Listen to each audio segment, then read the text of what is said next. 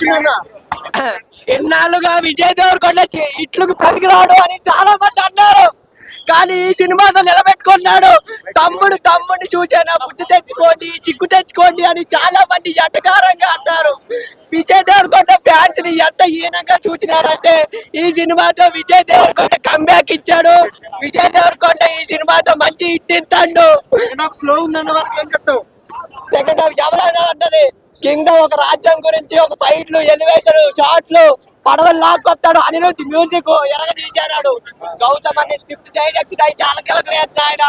కానీ చాలా మంది బాధకరం విషయం ఏంటంటే మీ తమ్ముడు బేబీ సినిమా తీసినాడు, ఆడికైనా హిట్ వచ్చింది, నీకేం రాలేదేటయ్యా అని చాలా మంది ఏదైనా మాట్లాడినారు విజయ్ దేవరకొండని. కానీ ఈ సినిమాతో అయితే హిట్ కొట్టినాడు. అర్జున్ రెడ్డి వల్ల నీకు ఇట్టు వచ్చినది, లేకపోతే నీకేంటి, నీకు పేరు ప్రఖ్యాతి ఎలాగొచ్చినది అర్జున్ రెడ్డి ద్వారా వచ్చింది, లేకపోతే నిన్ను ఎవడయ్యా హీరోగా తీసుకొస్తాడని చాలా మంది అంటారు.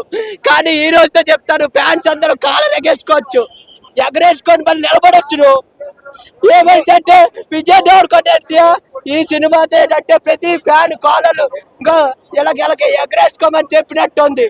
మా హీరోకి పనికి రాడని అంటారు. ఎవరిని? విజయ్ అంటే నువ్వు ఎందుకయ్యా పనికి బాని సినిమాలన్నీ చేస్తావు విజయ్ దేవరకొండ అనేసి కూడా అంటారు. కానీ ఈ సినిమాతో పేరు అయితే నిలబెట్టినాడు. అనిరుద్ధ్ బ్యాక్గ్రౌండ్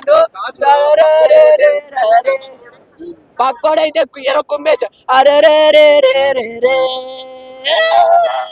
అని ఒక మ్యూజిక్ ఉంటది. హీరోయిన్ అయితే అదిరిపోనది.